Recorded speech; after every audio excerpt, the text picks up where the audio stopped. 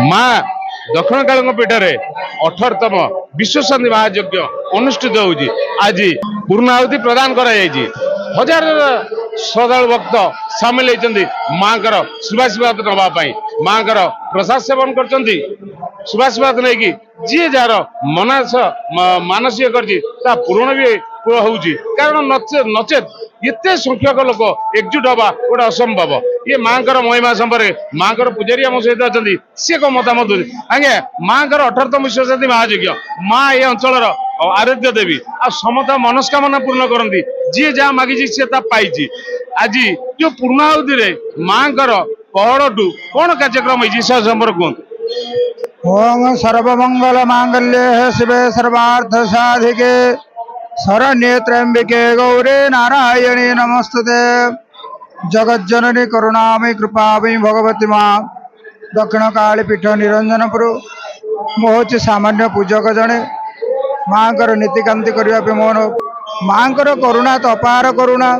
माँ को नीतिकांति विषय कहवाक मु अक्षम कहीं विचित्र ता लीला हूँ विचित्र तार केतले जेतले जहाँ मन को आसो सी से नीति सी आपणाइब आ नीति कहवाक गले काली तो आमर पहड़ पड़ना कहीं आमर लक्षाधिक लोकों भक्त मानक प्रसाद सेवन व्यवस्था करा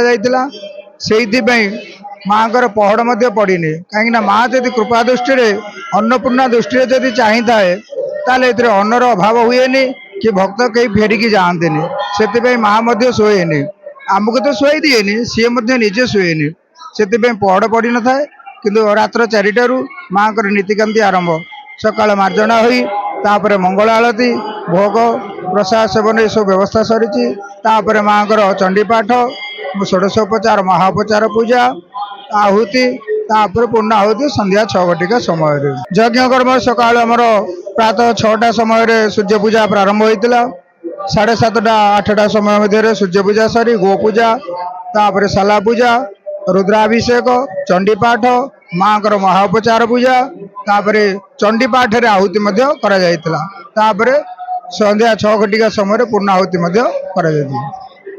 माँ आउ गोटे विशेषता रही आम पाखे खबर अच्छी माँ ये गाँव रू जड़े साधु सत जड़े नहीं आई गाँव छाड़ दिए से समय कौन कहे माँ आसी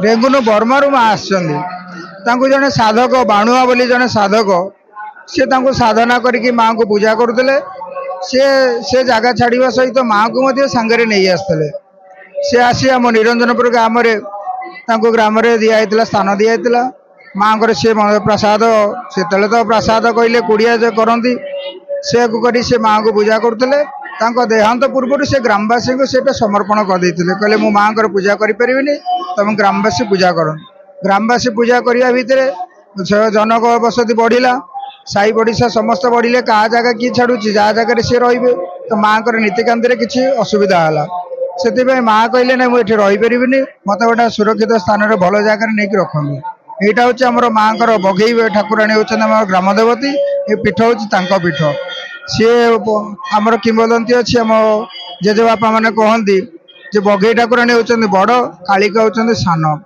तो सी पाखे स्थान देते बड़ भौणी पाखे सान भौणी स्थान दिगला आ बड़ भौणी महिमा बढ़ी चल।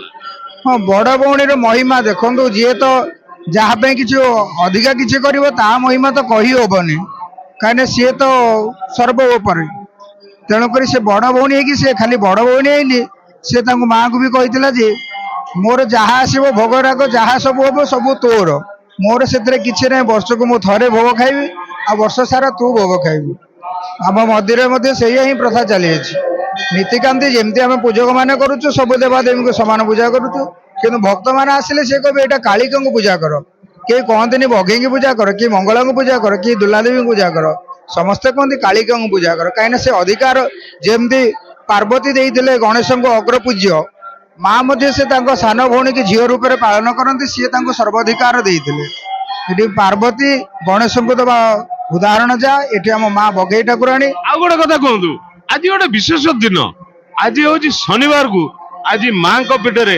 विश्वशांति महायज्ञ पूर्णाहुति दिवस ये जो संजोग ए संजोग भक्तर कौन आ द्वारा सुफल अवशेष मोर को माँ हूँ शनिदेव इष्ट ଦେଖନ୍ତୁ ଶନିଦେବଙ୍କର ଇଷ୍ଟଦେବୀ ହେଉଛନ୍ତି ଦକ୍ଷିଣ କାଳୀ। ତ ସେ ଶନିବାର କାହିଁକି ପକେଇଲେ ସେ ମା ହିଁ ଜାଣିଥିବେ। ଆମର ତିଥି ଅନୁସାରେ ଦେଖିବାକୁ ଗଲେ ଆମର ଦ୍ୱିତୀୟାରେ ତିଥିରେ ଆମର ହେଉଛି ଫାଲ୍ଗୁନ ଶୁକ୍ଳ ଦ୍ୱିତୀୟା ତିଥିରେ ଆମର ଅଙ୍କୁରାରୋପଣ ହୁଏ, ତୃତୀୟାରେ ଜଳଯାତ୍ରା, ଚତୁର୍ଥୀରେ ମଧ୍ୟ ଦିବସ, ପଞ୍ଚମୀରେ ପୂର୍ଣ୍ଣାହୁତି। ସେ ସଂଯୋଗ ଦେଖନ୍ତୁ ଆଜି ଦିନରେ ଚତୁର୍ଥୀ ଅଛି କିନ୍ତୁ ରାତ୍ରରେ ପୂର୍ଣ୍ଣାହୁତି ସମୟ ବେଳକୁ ପଞ୍ଚମୀ ଭୋଗ ହେଇଯାଉଛି। ତ ସେ ସବୁ ମାଙ୍କ ଲୀଳା, ଆମେ ଆଜ୍ଞା କିଛି କରିପାରିବୁନି, ଆମ ହାତରେ କିଛି ନାହିଁ। ସିଏ ଯାହା ଚାହେଁ ତାହା କରେ। ଆପଣ ଯାହା ଏଠି ଚିନ୍ତା କରିବେ ଭାବିବେ ଏଇଟା ମାଙ୍କର କଲେ ଭଲ ହୁଅନ୍ତା, ସେ ସାଙ୍ଗେ ସାଙ୍ଗେ ଆପଣଙ୍କୁ ଦେଇଦେବ। ନହେଲେ ଲକ୍ଷାଧିକ ଭକ୍ତଙ୍କର ପ୍ରସାଦ ସେବନ ଦେଖୁଛନ୍ତି ଆପଣ, ସମସ୍ତେ ଶାନ୍ତି ଶୃଙ୍ଖଳାରେ ଖାଉଛନ୍ତି, ହାତ ଧୋଇକି ଯାଉଛନ୍ତି। ହଁ ବଢିଆ କଥା କହିଲେ। ଆମେ ଦେଖୁଛୁ ପ୍ରଶାସନ ସେତିକି ସହଭାଗିତା ନାହିଁ। ଏ ଯୋଉ ଲୋକ ରୁଣ୍ଡ ହେଇଛନ୍ତି, ଶ୍ରଦ୍ଧାଳୁ ଭକ୍ତ ଯୋଉ ଏକଜୁଟ ହେଇଛନ୍ତି, କିନ୍ତୁ ଯିଏ ଯାହାର ଆସୁଛନ୍ତି, ଯିଏ ଯାହା ବାଟରେ ଯାଉଛନ୍ତି, ଏ ସମୟରେ କଣ କହିବେ? ଦେଖନ୍ତୁ କ୍ଷୀର ସାଙ୍ଗରେ ନୀର ଯେମିତି ସମ୍ପର୍କ, କ୍ଷୀରରେ ଯଦି ନୀର ମିଶିଲା ସେ ତା ବର୍ଣ୍ଣ ହରେଇଦବ। ଇଏ ମା ମଧ୍ୟ ସେମିତି, ତା ଇଏ ମଧ୍ୟ ସେମିତି। ସେ ଯଦି ଭକ୍ତ ତାର ଆସିଲେ ସେ ସବୁ ଭାବକୁ ସମସ୍ତଙ୍କୁ ଭୁଲିଯିବ, କେବଳ ଭକ୍ତ ହିଁ ତାର ହଉଛନ୍ତି ବଡ। ସେ ଦେଖନ୍ତୁ ଆଜି ବସିଛି, ତାକୁ ଦେଖନ୍ତୁ, ତାକୁ ଟିକେ ଚାହାନ୍ତୁ, ତାକୁ ଦର୍ଶନ କରନ୍ତୁ। ଆଜି ତାର ପ୍ରଫୁଲ୍ଲିତ ମୁହଁ, ସତେକି ଗୋଟା ମାନବ ଜଣେ ବସିକି ଯେମିତି ତାର ଯେମିତି ଖାଇ ପିଇକି ଗୋଟେ ସୁସ୍ଥ ସବଳ ବସିଥିଲେ ଯେମିତି ଦେଖାଯାଏ, ଆଜି ସେ ସେମିତି ଦେଖାଯାଉଛି, ହସୁଛି। କାଲି ଆସିକି ଦେଖିବେ, ଯଦି ଆପଣଙ୍କୁ ବିଶ୍ୱାସ ହଉନି, କାଲି ଆସିକି ଦେଖିବେ, କାଲି ସବୁ ମଳିନ ପଡିଯାଇଥିବ। ଯେମିତି 8-10 ଦିନ ହେଲା ଗୋଟେ ଲୋକ ଖାଇନି ପିଇନି ଶୋଇଛି, ବେଡ୍ ରେଷ୍ଟ ନେଇଛି, ତା ମୁହଁ ମଧ୍ୟ ସେମିତି ଦେଖାଯିବ। ଭକ୍ତ ସାଙ୍ଗରେ ତାର ମାଙ୍କର ଆଉ ଗୋଟେ ବିଶେଷତ୍ୱ ରହିଛି, ଏଠି ଶୁଖୁଆ ଭୋଗ ଲାଗେ। ଶୁଖୁଆ ଆଉ ଯୋଉ ମାଦକ ଦ୍ରବ୍ୟ ସିଏ ବି ସମର୍ପଣ କରାଯାଏ ମାଙ୍କ ପାଖରେ। ଭକ୍ତର ଭଗବାନ, ଭକ୍ତ ଯାହା ଚାହିଁବ, ଯାହା ଭୋଗ କରିବ, ଯାହା ସମର୍ପଣ କରିବ, ସେଇଟାକୁ ଭଗବାନ ଗ୍ରହଣ କରନ୍ତି। ସିଏ ଖାଆନ୍ତି କି ନିଅନ୍ତି, ସିଏ ତ ସବୁ ସୃଷ୍ଟି କରିଛନ୍ତି, ସିଏ କଣ ଖାଆନ୍ତି କି? ଭକ୍ତର ଭାବନାକୁ ବୁଝିବା ପାଇଁ, ତାର କାମନା ସିଦ୍ଧି କରିବା ପାଇଁ ଏସବୁ ପ୍ରଥା ସେମାନେ ହିଁ କରିଥାନ୍ତି। ଯିଏ ସମର୍ପଣ କଲା, ଯିଏ ଭକ୍ତିରେ ଡାକିଲା, ସେ ଯୋଉ ପ୍ରକାର ଡାକିଲା, କିଏ ପତ୍ର ଦେଇପାରୁଛି, କିଏ ଫଳ ଦେଇପାରୁଛି, କିଏ ପୁଷ୍ପ ଦେଇପାରୁଛି, କିଏ ଶୁଖୁଆ ଦେଇପାରୁଛି, କିଏ ମାଛ ଦେଇପାରୁଛି, ଯାହାର ଯୋଉଟା ସକ୍ଷମ ହଉଛି ସିଏ ସେଇଟା ଦଉଛି। ତ ସେଥିରେ ସେ ଦ୍ରବ୍ୟକୁ ସେ ଦେଖେନି। ଭଗବାନ ବା ଦେବୀ ମାନେ କୌଣସି ଦ୍ରବ୍ୟକୁ ଦେଖନ୍ତିନି, ସେ ଭକ୍ତର ଭାବକୁ ଦେଖନ୍ତି। ଯେ ସେ ଦ୍ରବ୍ୟରେ, ଯେମିତି ରାମଚନ୍ଦ୍ର ଶବରୀର ଅଇଁଠା ଖାଇଥିଲେ, ସେ ଯେତିକି ଅଇଁଠା ଫଳ ରଖିଥିଲା, ସବୁ ଦାନ୍ତ ବସିଥିଲା, ତାକୁ ଖାଇଲେ, କିନ୍ତୁ ସୁନ୍ଦର ପାଚିଲା ଫଳ ଗୋଟେ ରଖିଥିଲା, ତାକୁ ରାମଚନ୍ଦ୍ର ଭଗବାନ ଗ୍ରହଣ କଲେନି। ସେ ଶବରୀ ପଚାରିଲା, କହିଲେ ପ୍ରଭୁ ମୁଁ ତ ସବୁ ରଖିଥିଲି, ସବୁ ଖାଇଲେ, ଏଇଟା କାହିଁକି ଖାଇଲେନି? ନା ଏଥିରେ ତୋ ଭାବ ନାହିଁ, ଏଥିରେ ତୋ ଭକ୍ତି ନାହିଁ। ନା ମୋ ଭକ୍ତି କେମିତି ନାହିଁ? ନା ତୋର ଯଦି ଭକ୍ତି ଥାନ୍ତା ତାହେଲେ ତୋର ଦାନ୍ତ ଚିହ୍ନ ସେଠି ବାଜିଥାନ୍ତା, ତୁ ଅଇଁଠା କରୁ। ଆମକୁ ମାଙ୍କ ସମ୍ପର୍କରେ ବହୁତ ବଢିଆ ସୂଚନା। ଆମ ସହିତ ଆଉ ଜଣେ ଭକ୍ତିଧାରୀ ମହିଳା ଅଛନ୍ତି, ଆପଣ 18ତମ ବିଶ୍ୱଶାନ୍ତି ମହାଯଜ୍ଞରେ ବର୍ତ୍ତି ହେଇଛନ୍ତି, ଏ ସମ୍ପର୍କରେ କଣ କହିବେ? ମୁଁ ଆର ବର୍ଷ ମଧ୍ୟ ଭର୍ତ୍ତି ହେଇଥିଲି, ମାଙ୍କ ପାଖରେ ରହିଥିଲି 3 ଦିନ ପର୍ଯ୍ୟନ୍ତ। ଆଜି ଏବେ ମଧ୍ୟ ମାଙ୍କ ପାଖରେ ଆମେ 3 ଦିନ ହେଲାଣି ରହୁଛୁ। ଆଉ ମାଙ୍କର ତ ସରିଗଲା। ମାଙ୍କ ମହିମା ସମ୍ପର୍କରେ କଣ ଏମିତି ଗୋଟେ ଅନୁଭୂତି ଅଛି, ଅନୁଭୂତି ସମ୍ପର୍କ କୁହନ୍ତୁ। ମାଙ୍କର ମହିମା ଅପାର। ମାଙ୍କୁ ଯୋଉଠି ଦୁଃଖ କଷ୍ଟ ଯାହା ଆସିଲେ ମାଙ୍କୁ ସୁମରଣ କଲେ ଆମ ମନ ଶାନ୍ତି ହେଇଯାଏ, ଆଉ ଦୁଃଖ କଷ୍ଟ ଦୂରେଇଯାଏ। ଏ ଯୋଉ ଶ୍ରଦ୍ଧାଳୁ ଭକ୍ତ ହଜାର ସଂଖ୍ୟା ଲାଗିଛନ୍ତି, ଏଠି ଆମେ ପ୍ରଶାସନ କୌଣସି ସହଭାଗିତା ଦେଖୁନୁ। ଅଛନ୍ତି ପୋଲିସ ପ୍ରଶାସନ ଅଛି, କିନ୍ତୁ ଲୋକ ବାହାକୁ ବତା ଭଳି ଯେ ଗୋଟେ ଯଦି ଅଧିକାରୀ ଅଛନ୍ତି, ଏଠି ହଜାର ସଂଖ୍ୟାରେ ଶ୍ରଦ୍ଧାଳୁ ମହିଳା ପୁରୁଷ ପିଲା ସମସ୍ତେ ଏକଜୁଟ ହେଇଛନ୍ତି, କିନ୍ତୁ କୌଣସି ଅସୁବିଧା ଆମେ ପରିଲକ୍ଷିତ କରୁନୁ। ଏ ସମୟରେ କଣ କହିବେ? ଆମର ଲୋକମାନେ କେହି କିଛି କର ସବୁ ମା କରନ୍ତି, କରାଉ ଥାଏ ସେହି ତା ଭିନ୍ନ ଅନ୍ୟ କେହି ନାହିଁ। କାରଣ ମାର ମହିମାରେ ସବୁ ଚାଲିଛି। ଏଠି ହଜାର ଲୋକ କୋଣ ଅନୁକୋଣରୁ ଆସୁଛନ୍ତି, କିନ୍ତୁ ମାଙ୍କର ମହିମା ଯୋଗୁଁ ସମସ୍ତେ କାହାକୁ କୋଉ କାର୍ଯ୍ୟ ଦେଇଛି, ଯିଏ ଯାହାର ମନେ ଅଛି ଯୋଉ କାମ ଆସିକି କରିଚାଲିଛନ୍ତି। ଯିଏ ଯାହାର କାମ ନିଜ ସୁରୁଖୁରୁରେ ହଉଛି। ଲକ୍ଷ ଲୋକ କୋଉପଟେ ଖାଉଛନ୍ତି, କୋଉପଟେ ଯାଉଛନ୍ତି, କାହାର କଣ କାର୍ଯ୍ୟକ୍ରମ ଚାଲିଛି, କିଏ ମାଙ୍କୁ ଦର୍ଶନ କରୁଛି, ସବୁ ଲାଇନ ସବୁ ଶୃଙ୍ଖଳାରେ ହଉଛି। ଲକ୍ଷ ଲୋକ ଆସିକି ବି ଆମର ସବୁ ଶୃଙ୍ଖଳାରେ ରହିଛି, କିଛି ବିଶୃଙ୍ଖଳା କୋଉଠି ହେଇନି। ଆରମ୍ଭ ଦିନ ଠାରୁ ବି ହେଇନି। ମାଙ୍କର ବହୁତ ମହିମା, ଯିଏ ଯାହା ମାନସିକ କରନ୍ତି ନିଶ୍ଚିନ୍ତ ପୁରା ହୁଏ। ପୂର୍ଣ୍ଣ ରୂପରେ ନିଜକୁ ସମର୍ପଣ ଭାବରେ ଯଦି ମା ପାଖରେ ଗୋଟେ ଲୋକ ସମର୍ପିତ କରିଦେଲା, ଏମିତି କୌଣସି କାର୍ଯ୍ୟ ନାହିଁ ଯେ ମା ତାର ପୁରା କରିନି। ମା କହୁଛି ମୋ ପାଖକୁ ଆସ, ମତେ ମୋ ପାଖରେ ନିଜକୁ ସମର୍ପି ଦିଅ, ମୁଁ ତମର ସବୁ ମନବାଞ୍ଛା ପୂର୍ଣ୍ଣ କରିବି। ସେଥିପାଇଁ ମାର ମହିମା ଅପାର। ଉଗ୍ରତାରା ସୁଳବାଣୀ ସୁଭଦ୍ରା ଭୁବନେଶ୍ୱରୀ ନୀଳାଦ୍ରୌତ ଜଗନ୍ନାଥ ସାକ୍ଷାତ ଦକ୍ଷିଣ କାଳିକା ଦକ୍ଷିଣ କାଳୀ। ଆପଣ ସମସ୍ତେ ଜାଣିଥିବେ ଜଗନ୍ନାଥ ଯିଏ ଦକ୍ଷିଣକାଳୀ ହୁଅନ୍ତି ସିଏ ଆପଣ ଦେଖିପାରିବେ କିଭଳି ଭାବେ ଲୋକଙ୍କର ସମାଗମ ଛୁଟୁଛି। ଆଉ ଏଭଳିଆ ଆମର ମାହୋଲ ଏଭଳିଆ ଅଧିକ ସଂଖ୍ୟା ଭକ୍ତ ଆଜି ବହୁତ ଭାବରେ କେବଳ ମାଙ୍କ ଦୟାରୁ ହିଁ ଆସିପାରିଛନ୍ତି। ତ ଏତିକି କହିବି କି ସମସ୍ତେ ମା ପାଖକୁ ଆସନ୍ତୁ, ମାଙ୍କର କୃପା ଭିକ୍ଷା କରନ୍ତୁ, ଆଶୀର୍ବାଦ ଲାଭ କରନ୍ତୁ। ଆଜି ଯୋଉ ଯୁବପିଢି ପ୍ରଥମ ବର୍ଷ ହଉଛି ସେ ସମ୍ପର୍କରେ ତମେ ବି ଜଣେ ଯୁବକ, ସେ ଯୁବପିଢି ପାଇଁ ବାର୍ତ୍ତା କଣ ରଖିବ? ବାର୍ତ୍ତା କିଛି ନାହିଁ, କେବଳ ମାକୁ ସଦାବେଳେ ମା ରୂପେ ଦେଖିବା ଦରକାର, ପୁରା ମନର ପ୍ରାଣ ସହ ପୁରା ଜଡ଼ିତ ସହ ଦେଖିବା ଦରକାର। ଏଥିପାଇଁ କୁହାଯାଇଛି ଭାବକୁ ଭାବରେ ବଢାଇଲେ ହାତ ଭାବେ ନ ଧରା ଦିଅଇ, ଅଭାବ ହয়ে ରହି ଭାବେ ବାସେ ଗଲେ ଭାବ କି ଧରା ଦିଅ। ସଦାବେଳେ ଭାବରେ ରହିବାକୁ ଚେଷ୍ଟା କର, ଭାବେ ରହିଲେ ମାକୁ ହିଁ ପାଇବ। ମାକୁ ଆମେ ଯଦି ସନ୍ଧି ବିଚ୍ଛେଦ କରିବା, ମା ଯୁକ୍ତ ଯେ ମାଗିବା ଆଗରୁ ସବୁ କିଛି ପ୍ରଦାନ କରି ଆନନ୍ଦ ଆଶୀର୍ବାଦ ପ୍ରଦାନ ସେ ହଉଛି ମା। ତ ମା ହିଁ ସଂସାର ସାର, ମାକୁ ସେବିଲି ହିଁ ବାପାକୁ ହିଁ ପାଇବ। ଆପଣ ମାନେ ସମସ୍ତେ ଜାଣିଥିବେ କି ମା ଦକ୍ଷିଣକାଳୀ ପୀଠ ଜଗନ୍ନାଥ ମନ୍ଦିର ସହ ଓତପ୍ରୋତ ଜଡ଼ିତ। ସେଥିପାଇଁ ପ୍ରତି 16 ପୂଜା 16 ଦିନ ଓ ଯଜ୍ଞର ପୂର୍ଣ୍ଣାହୁତି ଦିନ ମଣିମାଙ୍କ ଠାରୁ ମହାର୍ଦ ଲାଗି ହୋଇଥାଏ ଓ ନାକୁ ଆସି କିମ୍ବା କର୍ଣ୍ଣକୁଣ୍ଡଳ ଆସି ଲାଗିଥାଏ। ଆପଣ କ୍ୟାମେରା ସାହାଯ୍ୟରେ ମୁଁ ଦେଖିବାକୁ ଚାହିଁବି କି ମାଙ୍କ ପାଖରେ ଏବେ ବି ସୁଦ୍ଧା ମଣିମାଙ୍କର କର୍ଣ୍ଣକୁଣ୍ଡଳ ଶୋଭା ପାଉଅଛି। ମାନେ ଇଏ ଶ୍ରୀକ୍ଷେତ୍ରରେ ଯୋଉ ଶ୍ରୀ ଜଗନ୍ନାଥ ଅଛନ୍ତି, ଜଗନ୍ନାଥଙ୍କ ସହିତ ମାଙ୍କର ସମ୍ପର୍କ ରହିଛି ଆଜି ପର୍ଯ୍ୟନ୍ତ, ଆପଣ କହିବାର ମତ ହଉଛି? ଆଜ୍ଞା ଆଜ୍ଞା। ଶରଣାଗତ ଦିନାତ୍ରଂ ପରିତ୍ରାଣ ପରାୟଣେ ସର୍ବସ୍ୟାତ ହରେ ଦେବୀ ନାରାୟଣୀ ନମସ୍ତୁତେ। ନିରଞ୍ଜନପୁର ସ୍ଥିତ ଶ୍ରୀ ଶ୍ରୀ ଦକ୍ଷିଣ କାଳୀଙ୍କ ପୀଠରେ ଅଷ୍ଟଦଶ ବାର୍ଷିକ ବିଶ୍ୱଶାନ୍ତି ମହାଯଜ୍ଞର ଆଜି ପୂର୍ଣ୍ଣାହୁତି କାର୍ଯ୍ୟକ୍ରମ ସମାପନ କରାଯାଇଛି। 18 ତାରିଖରେ ଅଙ୍କୁରାରୋପଣ କରାଯାଇ 19 ତାରିଖରେ ଜଳଯାତ୍ରା କାର୍ଯ୍ୟକ୍ରମ କରାଯାଇଥିଲା। ସମସ୍ତ ଦେବାଦେବୀ ଆବାହନ କରି କୁଣ୍ଡରେ ଅଗ୍ନି ସ୍ଥାପନ କରାଯାଇଥିଲା। 20 ତାରିଖରେ ପ୍ରଭୁ ଶ୍ରୀ ଶ୍ରୀ ବାସୁଦେବଙ୍କର ଷୋଡ଼ଶୋପଚାର ସମାପନ କରି ଶ୍ରୀମଦ ଭଗବତ ଗୀତାରେ ଭଗବତ ବାସୁଦେବଙ୍କର ଆହୁତି ପ୍ରଦାନ କରାଯାଇଥିଲା। ଆଜି ପୂର୍ଣ୍ଣାହୁତିର ଦିବସରେ ମା ଦକ୍ଷିଣ କାଳୀଙ୍କର ଷୋଡ଼ଶୋପଚାର କରାଯାଇ ସପ୍ତଶତୀ ଚଣ୍ଡୀପାଠରେ ଆହୁତି ପ୍ରଦାନ କରାଯାଇ ପୂର୍ଣ୍ଣାହୁତି କାର୍ଯ୍ୟକ୍ରମ ସମାପନ କରାଯାଇଛନ୍ତି ଏବଂ ମାଙ୍କର ଅଶେଷ କରୁଣାରୁ ହଜାର ହଜାର ଭକ୍ତଙ୍କର ସମାଗମରେ ପ୍ରସାଦ ସେବନର ବ୍ୟବସ୍ଥା ରହିଥିଲା। ହଜାର ହଜାର ଭକ୍ତ ପ୍ରସାଦ ସେବନ କରି ଆନନ୍ଦ ମନରେ ମାଙ୍କର ଦର୍ଶନ କରି ମାଙ୍କର ଗୁଣଗାନ କରି ଏ ଗ୍ରାମର ଏ ଅଞ୍ଚଳର କଲ୍ୟାଣ କାମନା ନିମନ୍ତେ ଭିକ୍ଷା ଲାଭ କରି ନିଜ ନିଜ ପରିବାର କଲ୍ୟାଣ ନିମନ୍ତେ ଭିକ୍ଷା ଲାଭ କରି ମାଙ୍କର ଗୁଣଗାନ କରି ଏ ପୂର୍ଣ୍ଣାହୁତିଟି ଆଜି ସମାପନ କରାଯାଇଛି। ମା ଦକ୍ଷିଣ କାଳୀ ପ୍ରୀତ୍ୟର୍ଥରେ ଏ ଯଜ୍ଞଟି ଆଜି ସୁରୁଖୁରୁରେ ସମାପନ କରାଯାଇଛନ୍ତି। ବର୍ତ୍ତମାନ ଆମେ ଯଜ୍ଞ କହିଲେ ଯଜ୍ଞରେ ଏଠି 16 ସ୍ତମ୍ଭ ରହୁଛି। ଯଜ୍ଞର ମାପ ପରିମାଣ କ'ଣ, ତାର କୁଣ୍ଡର ପରିମାଣ କ'ଣ, ଯଜ୍ଞରେ କେଉଁମାନେ ଯଜ୍ଞରେ ବସିବେ ଯଜମାନ ତାର ନିୟମ କ'ଣ, ଅନେକ ଗୁଡ଼ିଏ ନିୟମରେ ଆମେ ସବୁ ବନ୍ଧା। ତେଣୁ ପଣ୍ଡିତ ଆମର ଯାହା କହିଲେ ଆମର ଭାଇନା ସବୁ କଥା ଅତି ସୁନ୍ଦର ହେଉଛି। ଯାହା ହଉ ମାଙ୍କର ଅତି ସୁନ୍ଦର ଭାବରେ ପୂଜା ଅର୍ଚ୍ଚନା ଚାଲିଛି। ଷୋଡ଼ଶୋପଚାର ଆଜି ଚଣ୍ଡୀ ମଧ୍ୟ ସପ୍ତଶତୀ ଚଣ୍ଡୀରେ ଆହୁତି ପ୍ରଦାନ ସରିଛି। ଆନନ୍ଦ ବଜାର ଚାଲିଛି, ଲୋକମାନେ ବହୁତ ସୁନ୍ଦରରେ ଭୋଜନ କରୁଛନ୍ତି ଆନନ୍ଦରେ। ଏ ଯୋଉ ଯଜ୍ଞ କର୍ମ ଆମେ କରୁଛେ, ଘୃତାହୁତି ପ୍ରଦାନ କରୁଛେ, ଏ ସମାଜ କଲ୍ୟାଣ ପାଇଁ କେତେ ଉଦ୍ଦିଷ୍ଟ ସେଟା ସମାଜକୁ ଟିକେ ଜଣାନ୍ତୁ। ନା ଯଜ୍ଞ ଏଇଟା ଏବେକା କଥା ନୁହଁ, ଯେତେବେଳେ ଅନାଦି ଅବିଚ୍ଛିନ୍ନ କାଳରୁ ଯଜ୍ଞ କାର୍ଯ୍ୟ ଋଷିମୁନି ମାନେ କରି ଆସୁଥିଲେ। ଋଷିମୁନି ମାନେ କ'ଣ ପାଇଁ ଯଜ୍ଞ କାର୍ଯ୍ୟ କରୁଥିଲେ ନା ଗୀତାରେ ଗୋଟେ ଭଲ ଶ୍ଲୋକଟେ ଅଛି, ଯଜ୍ଞାତ ବୈ ପରଜନ୍ୟାତ ପରଜନ୍ୟାତ ଅନସମ୍ଭବାଃ। ଯଜ୍ଞ କରିବା ଦ୍ୱାରା ଆମେ ଯେଉଁ ଅନେକ ଗୁଡ଼ିଏ ଘିଅ କାଠରେ ଆହୁତି ପ୍ରଦାନ କରନ୍ତି, ବାୟୁମଣ୍ଡଳର ଶୁଦ୍ଧ ହୋଇଥାଏ, ତା ଦ୍ୱାରା ରୋଗ ବ୍ୟାଧି ସବୁ ଦୂର ହୋଇଥାଏ। ଆମର ଯେଉଁ ଅଛି ଷଡ଼ ଋତୁଚକ୍ର, ସେ ଆମେ ଯେଉଁ ନିୟମ, ଆମେ ଗୋଟେ ନିୟମରେ ବନ୍ଧା।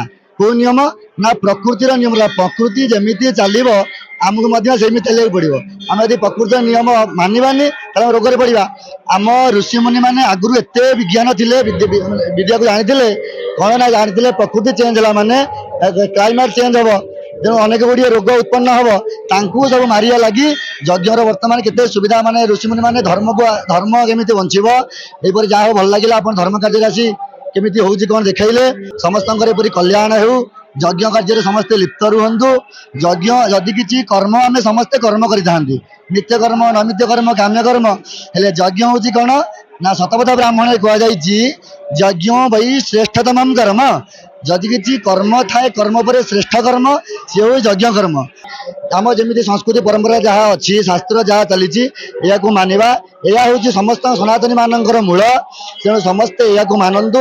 ସମସ୍ତେ ସର୍ବେ ଭବନ୍ତୁ ସୁଖିନଃ ସର୍ବେ ସନ୍ତୁ ନିରାମୟା। ଏଇଟା ଖାଲି ଆମେ କଥାରେ କହିଦେଲେ ହବନି। ସମସ୍ତେ କିପରି ଖୁସି ରହିବେ, ସମସ୍ତେ କିପରି ନିରାମୟ ରହିବେ, ରୋଗରେ ପଡ଼ିବେନି, ଏଇଟା ଖାଲି କହିଲେ ହବନି। ୟାର ମଧ୍ୟ ଆୟୁର୍ବେଦ ଶାସ୍ତ୍ର ଅଛି। ଆୟୁର୍ବେଦ ଶାସ୍ତ୍ରରେ ଏହା ବର୍ଣ୍ଣନା ହେଇଛି କେମିତି ଆମେ ରୋଗରେ ପଡ଼ିବାନି ତାହା ମଧ୍ୟ ବର୍ଣ୍ଣନା ହେଇଛି। ଏହା ଯଦି ଆମେ ଏଇଟା ଏବେ କ'ଣ କହିଲେ, ଯେଉଁ ଇଂରେଜ ମାନେ ଆମକୁ ଶାସନ କଲେ, ଆମ ମୁଣ୍ଡକୁ ଚାପିଦେଲେ କି ଆମେ କିଛି ଜାଣିନାହାନ୍ତି, ସବୁ ହେଲେ ଓକା। ତେଣୁ ସେଇଟା ହେଲା ଆମର ସତ କଥା ନୁହଁ। ସମସ୍ତେ ବେଦ ବିଷୟରେ ଜାଣିବା। ବେଦ କହିଲେ ଖାଲି ମନ୍ତ୍ର ଭାଗ ନୁହଁ, ଆମ ଜୀବନ ଶୈଳୀ, ଗୋଟେ ଜୀବନ ସକାଳୁ ଉଠିଲା ପର୍ଯ୍ୟନ୍ତ ରାତିରେ ଶୋଇବା ପର୍ଯ୍ୟନ୍ତ କ'ଣ ଖାଇବା, କେମିତି ରହିବା, ଏଇଟା ଯଦି ଆମେ ପାଳନ କରିବା ନିହାତି ଭାବରେ ନିରୋଗୀ ଭାବରେ 100 ବର୍ଷ ଯାଏଁ ଆମେ ବଞ୍ଚିବା, ନିରୋଗୀ ଭାବରେ ସବୁ କାର୍ଯ୍ୟ କରିବା।